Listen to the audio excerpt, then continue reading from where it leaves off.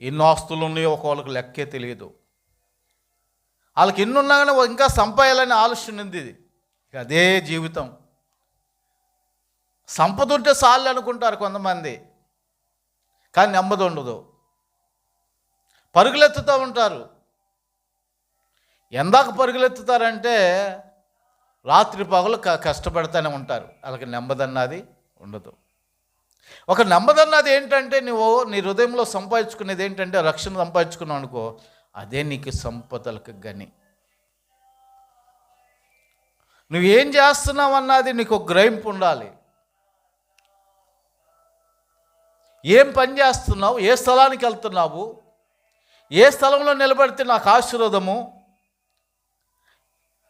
ఏ స్థలంలో నేను చీకట్లో నిలబడుతున్నానేమో. నువ్వు చీకట్లో పరిగెత్తుతున్నావు, ఎప్పుడు చీకటి పడిద్దా, చీకట్లో ఎప్పుడు పని చేయాలా, పాపం చేయాలా, పాపంలోంచి ఆ పాపంలో జురుకోవాలా, పాపంలో జీవించాలని ఆలోచన. ఒక చీకట్లో ఉన్న వాళ్ళకి వెలుగు కలుగునుగా కన్నాడు దేవుడు. ఒక పాపంలో ఉన్న చీకట్లో ఉన్న వారికి యేసుప్రభు వారు ఒక వెలుగు కలుగునుగా కన్నాడు. ఆ వెలుగు ఎవరో తెలుసా? ఆయనే నజరేయుడైన యేసు. యేసుని నమ్ముకుంటే నువ్వు వెలుగులోనే ఉంటావు. నువ్వు చీకట్లో ఉండవు. నీకు ఒక నెమ్మది, నీకు ఒక సంతోషం, నీకు ఒక ఆనందం. నర్సోపూర్ నిన్న లైవ్ ఈలేపోయాం. ఎందుకనంటే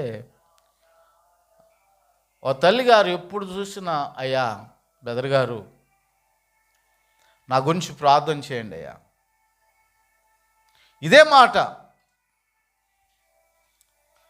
దగ్గర మాకు పరిచయం అయ్యి దగ్గర 5 సంవత్సరాల నుంచి పరిచయం నర్సాపూర్లో.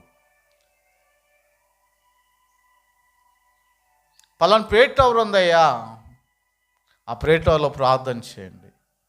తన కుమారుడు కిడ్నీ 2 ఫెయిల్ అయిపోయినాయి. ఆపరేషన్ జరిగి కిడ్నీ మార్పు జరిగింది. దేవుడు స్వస్థత ఇచ్చాడు. ఆయన ఏం చెబుతున్నాడంటే, నా ముందు నా పక్కన, నా బెడ్ పక్కన 18 మంది మరణాలు నేను చూశా. నేను సాక్ష్యం చెబుతున్నాడు.